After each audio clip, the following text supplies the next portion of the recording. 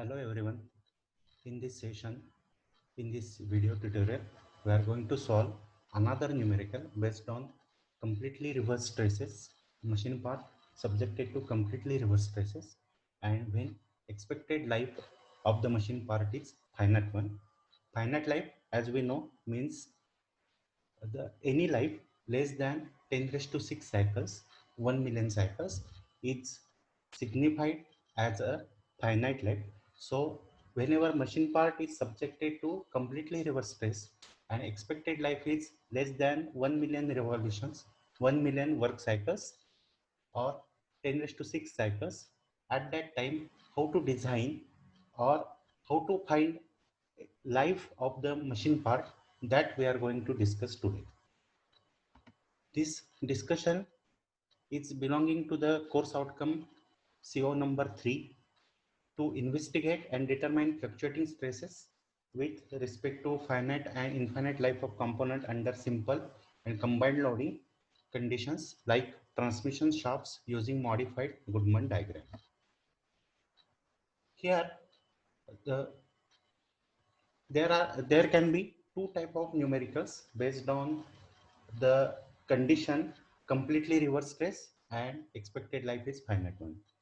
The first type, in which you have to design the machine part, that means you have to find out the dimensions of the machine part, whereas second type, here you have to find out the life of the machine part. Already you have designed, suppose you have designed a machine part and that machine part is subjected to completely reverse loading, and hence completely reverse stresses are getting developed inside the machine part. Then what will be the life of that machine part, that you have to predict, and this comprises the second type of numericals. Here the main idea behind these two type of numericals is to use a part of SN diagram. SN means stress and number of cycles diagram. It has nothing to do with the signal and noise. SN, otherwise SN diagram or SN curve signifies the signal to noise ratio or signal to noise curve. But here S means the stress developed and N means the number of cycles. So we have to take into account the SN diagram. That means a part of SN diagram which we have plotted during the RR Moore's rotating beam bending stress fatigue testing machine. We have used the concept of RR Moore's machine, and at that time, for finding out the endurance strength of a particular material, we have plotted SN diagram. We have to take into account a part of that SN diagram. As shown here, you can see the part of SN curve has been taken into account. Here on y-axis, we have plotted the stress, completely reverse stress, and on x-axis, we have plotted the number of cycles, life in terms of number of cycles, number of work cycles. But you can note that on both the axes, we have taken the log to base 10 quantity into account. That means we have plotted stress against the number of cycles, life in terms of number of cycles, on log graph. Now you are aware, we have already discussed this different points on this SN curve we have to take into account. You can remember that point B is signified, point B is the knee point. Point B onwards, number of cycles or life in terms of number of cycles is more than 10 raised to 6 cycles. So point B onwards, it is assumed that infinite life. But we have to deal with machine parts subjected to completely reverse stress, and when we have expected life less than 10 raised to 6 cycles, that means we have to take into account the portion of the curve from A to B only. From A to B, for using the portion of SN curve from A to B, we have to either find out the stress or we have to find out the number of cycles. Now you can see here, point F is the design point whose coordinates are on x-axis log n to base 10. That means expected life in terms of number of cycles n. Log of n to base 10 is the x coordinate, and y coordinate is log of SF to base 10.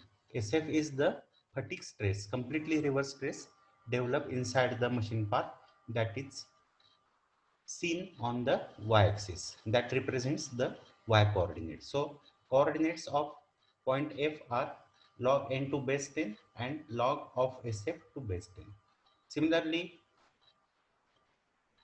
for point A, the x coordinate is log of 10 raised to 3, 1000, log of 10 raised to 3 to base 10, that means 3.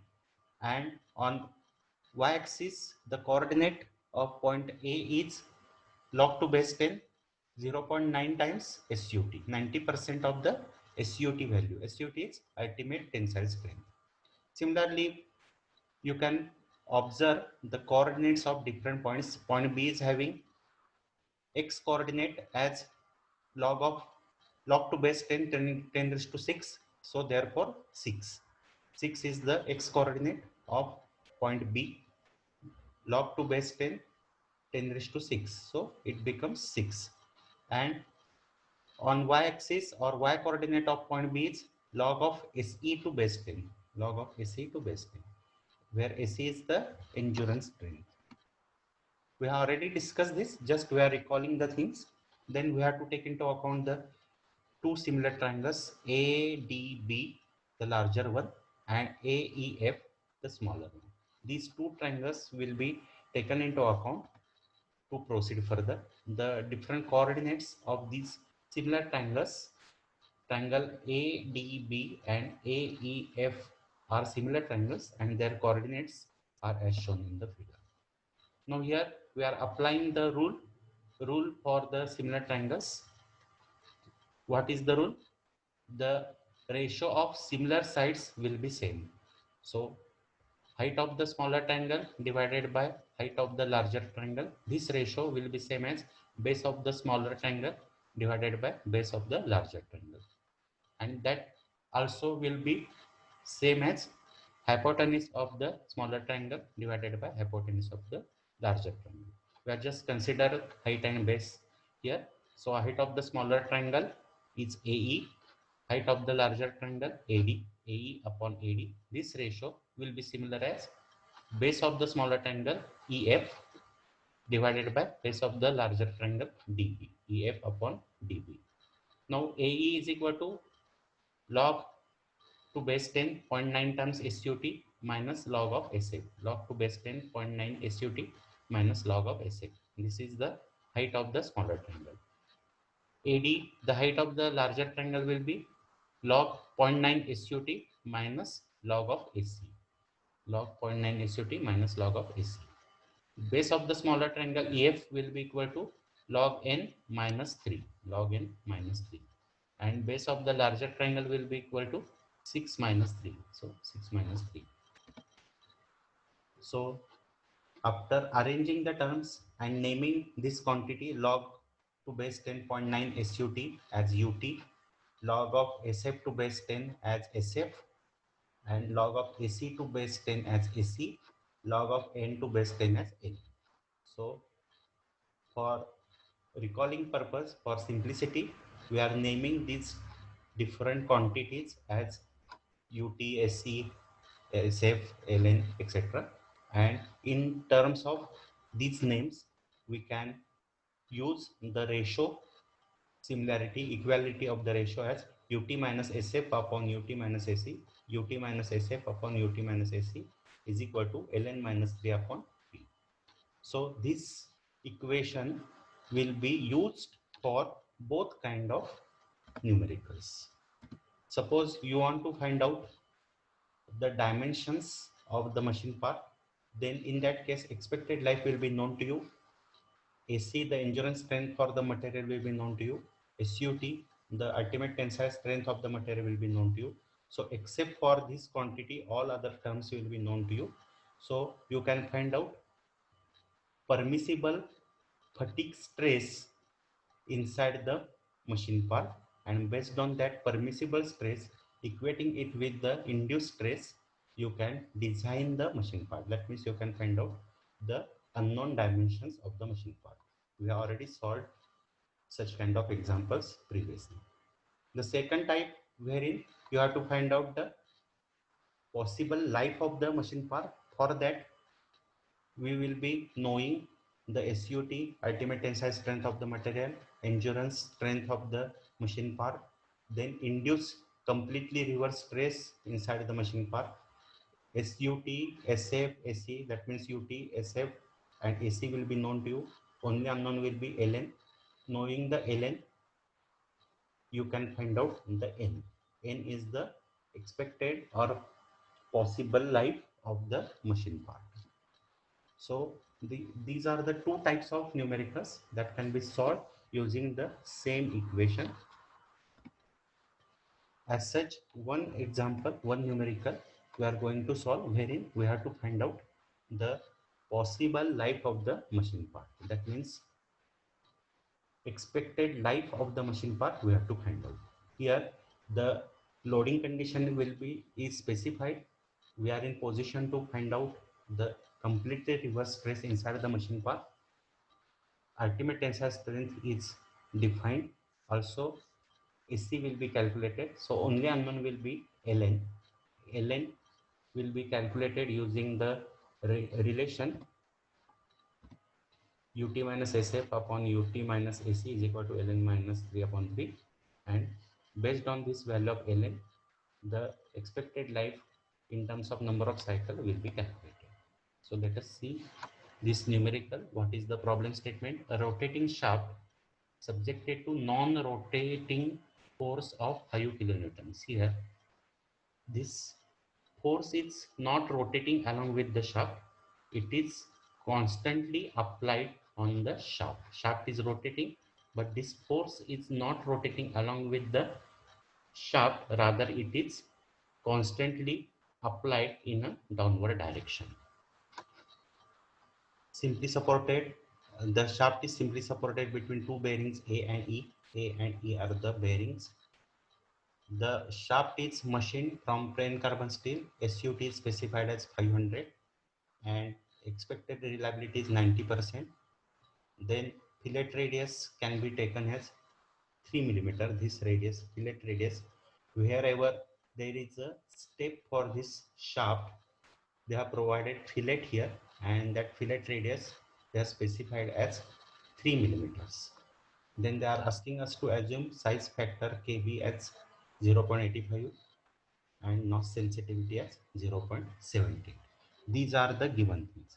Now here one point to be mentioned here.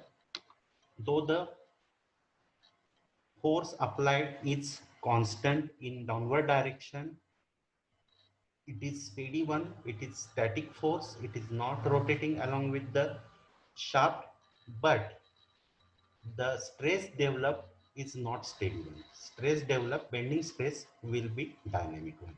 Here please note that the difference between the loading and stress developed. Loading is static one because neither the direction nor the magnitude of the applied force is changing with respect to time.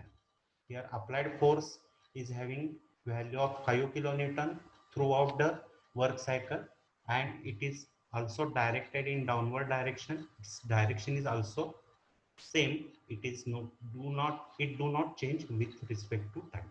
So neither the direction nor the magnitude of the applied force applied on the shaft is changing with respect to time. Therefore, applied force is static force. But the stress developed inside the shaft is a dynamic one. How and why? Let us see here. Due to applied force, this shaft will undergo bending. Shaft will experience bending. This applied force will cause bending of the shaft. So due to bending, there will be bending stress developed inside the shaft.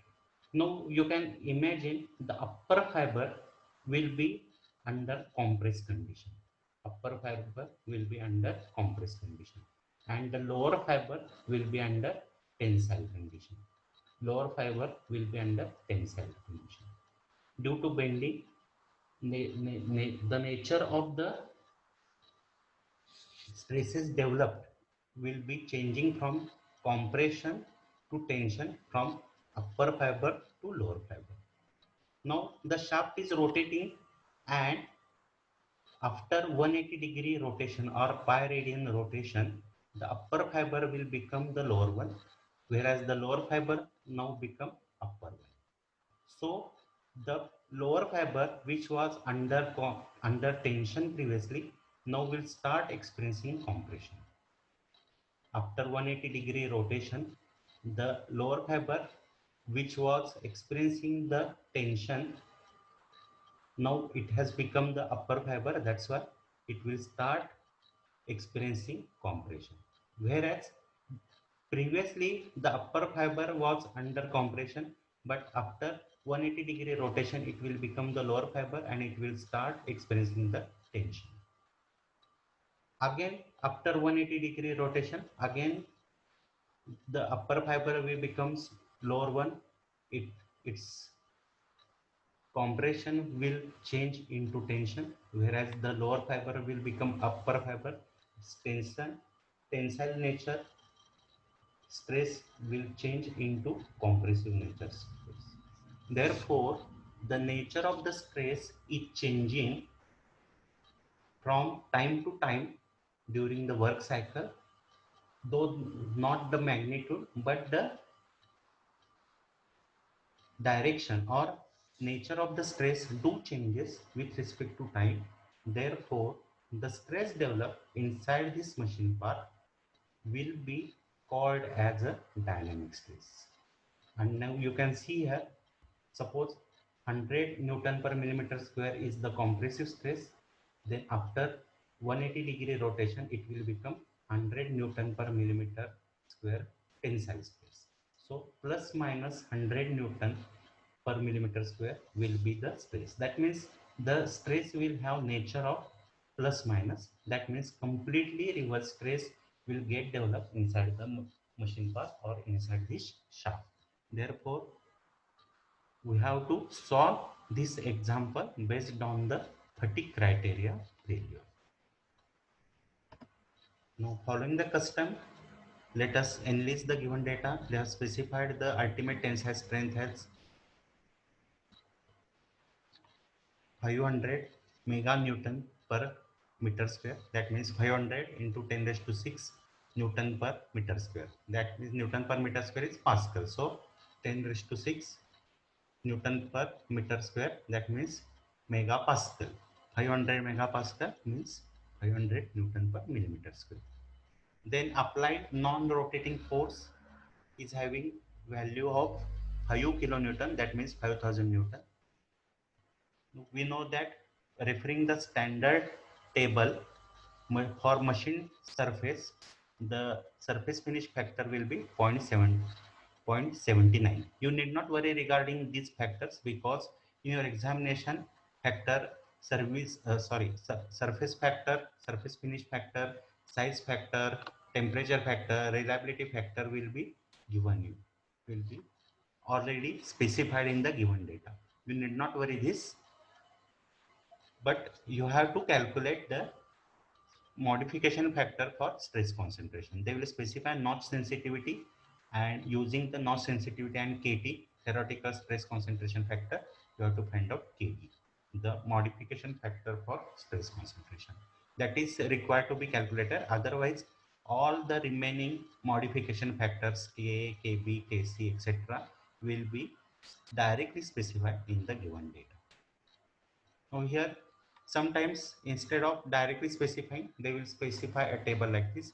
They have specified expected reliability 90%, and also they will provide you a table like this. For 90% reliability, the factor Kc will be equal to 0.897. So reliability modification factor for reliability is Kc is equal to 0.897. For 90% reliability, modification factor is 0.897.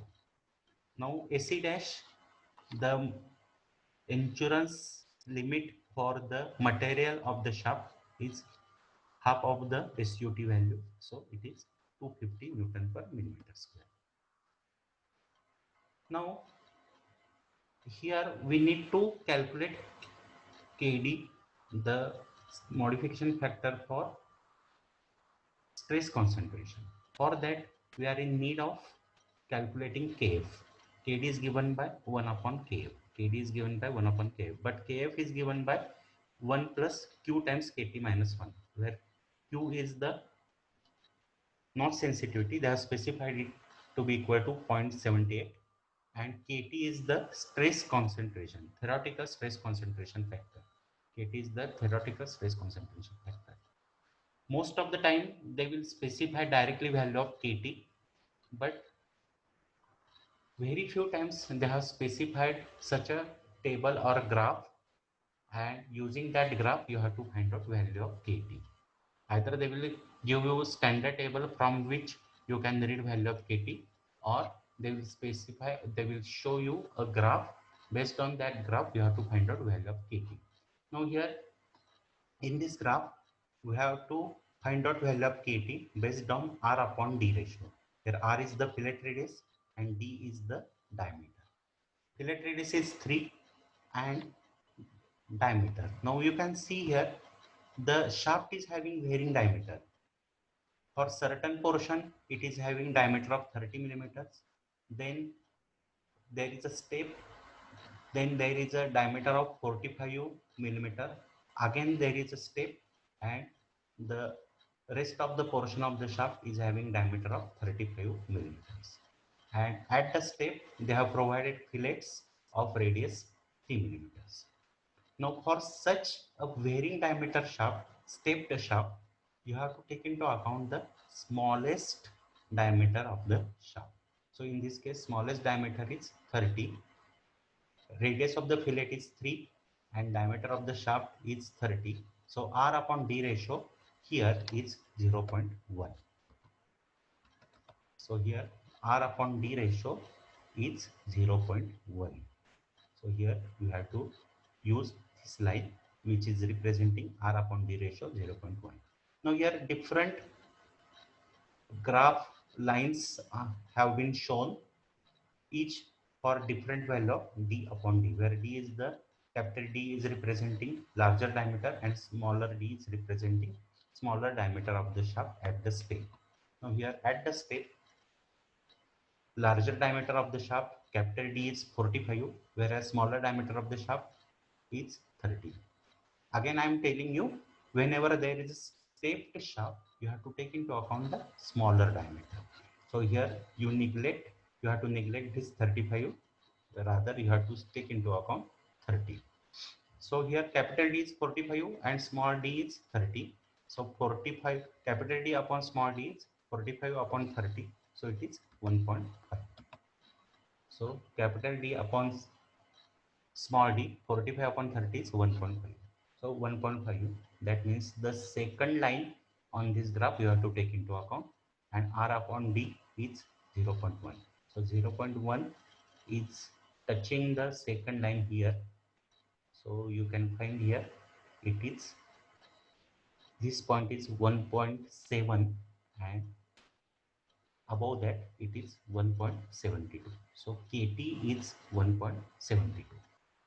You need not worry, most of the times they will directly give you value of Kt, but suppose by luck for your batch they are specifying the graph, then you should be in position to find out value of Kt using the graph or using the standard table. That's why I will explain this. Otherwise 99% of the time they will directly give value of Kt. So here now we are in position to calculate Kf because we are knowing value of Kt. Right now we have calculated theoretical stress concentration factor 1.72, and Q they have specified as not sensitivity 0.73. So using value of Q and Kt in the formula, we can calculate value of Kf. Kf becomes equal to 1.5616, right? After that, Kd modification factor for stress concentration is the reciprocal of Kf, 1 upon Kf. So 1 upon 1.5616. So Kd becomes equal to 0.64. Now here endurance limit for the shaft material AC dash is 250 Newton per millimeter square, and endurance limit for the actual shaft will be calculated as AC is equal to modification factor, multiplication of the modification factor with AC dash. AC dash is endurance limit for the material of the shaft, whereas AC is endurance limit of the shaft. Just note the difference between the two. AC dash is representing endurance limit for material of the shaft, whereas AC is endurance limit of the shaft itself. So AC is equal to K, KB, KC, KD multiplied by AC dash 250. By mistake, I have mentioned 270. It should be 250. Now, we have seen that for machine machine parts, K surface finish factor is 0.79. KB has been specified as size factor has been specified as 0.85. KC we have calculated, we have found out from the standard table. The modification factor for reliability, 90% reliability is 0.897, and KD modification factor for stress concentration, right now we have calculated it is to be equal to 0.60. So using values of Ka, Kb, Kc, Kd, etc. inside the formula, we can find out AC endurance limit for the shaft as equal to 96.37 Newton per millimeter. Now, as we have already talked about, though the loading is stationary, loading is constant, it is stationary, it is static, the induced stress is dynamic, induced stress is having form of completely reverse stresses plus minus. Such kind of stresses, bending stresses are getting inside the machine. Now, what is the actual amount of that stress, bending stress, that we have to calculate? For finding out the bending stress, the same procedure which we were using when we are dealing with the design of the shafts, the same procedure will be followed for finding out the bending stress developed at different points on the shaft. Now here the shaft is having very simple arrangement. This shaft is subjected to a point load of value 5000 Newton. VA and VE are the bearing reaction or support reactions. Okay. Now for finding out values of VA and VE, we shall be applying the conditions of equilibrium. First, summation of all bending moments about any point, say point A is equal to 0, assuming anticlockwise moment to be positive. So here V will produce anticlockwise moment, therefore VE multiplied by 700, VE multiplied by 700, and this VC will produce clockwise moment, therefore minus VC into 400, force into distance is equal to 0. Summation of all bending moments is equal to 0. So here VE becomes, after solving this, value of VC is known to you 5000. So only unknown is VE. VE happens to be equal to 2857 Newton. Now let us apply the second equilibrium condition. Summation of all forces is equal to 0. Let us assume sign convention as downward forces as positive. So V is in upward sense, therefore negative. VC is in downward sense, that's why positive. VA is again in upward sense, that's why negative. Value of VA is known to you, value of VC is 5000 known to you, only unknown is VA, and you can calculate value of VA as 2143. So likewise, you can find out the bearing reaction or support reactions VA and VE. VA and VE. Now after that, we have to plot bending moment diagram. Bending moment diagram. For plotting that, let us calculate bending moment at different points. At point E, there will be no bending moment because there is no force on right hand side of the E. Therefore, bending moment at point E is 0. Bending moment at point D will be equal to force, the V multiplied by distance. Now you can see here, you know that distance between C and D is 100. So therefore, distance between D and E is 200. So VE multiplied by 200. That is the value of bending moment at point D. At point C, the force 2857 multiplied by 300. So force multiplied by V multiplied by 300. 857 100 Newton millimeter will be the bending moment at point C. At point B, uh, again the distance between point B and C is 100. Therefore, from point E up to B, the distance is 400. So VE multiplied by 400, VE multiplied by 400 minus VC will produce clockwise negative moment, therefore minus VC multiplied by 100. So bending moment at point B will be 642,800 and bending moment at point A will be 0 because there is no force to the left of the point A. So using bending moment at different points, you can plot the bending moment diagram which will be shown or look like this. Now again recall that whenever there is a step shaft, you have to take into account the smallest diameter. Now here the critical cross section is cross section B because there is a step at section B, and that's why there are chances of stress concentration at point B, and B is representing the smallest diameter shaft and largest diameter shaft.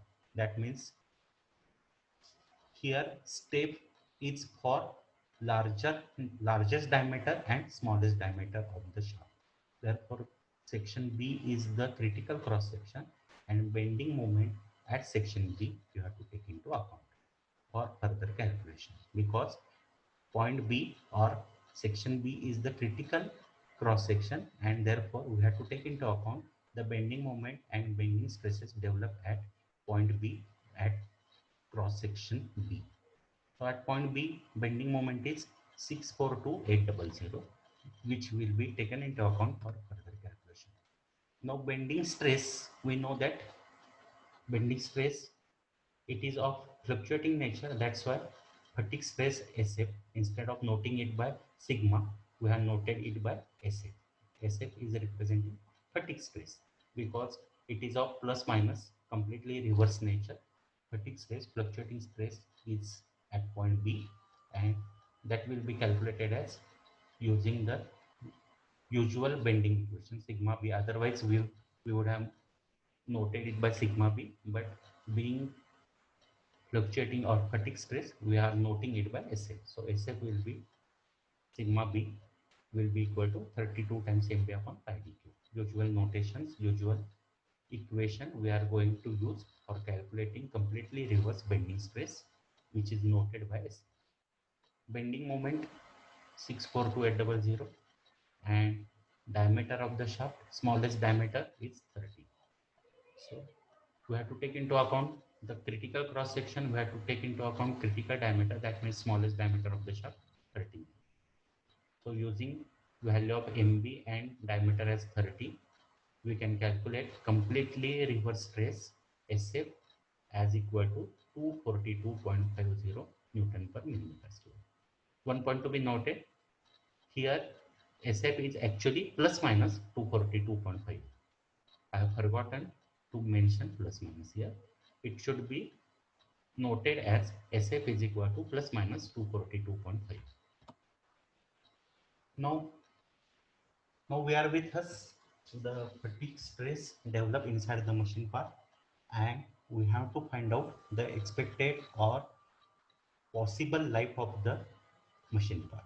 That's why we are going to use the usual equation as ut minus sf upon ut minus ac is equal to ln minus 3 upon 3.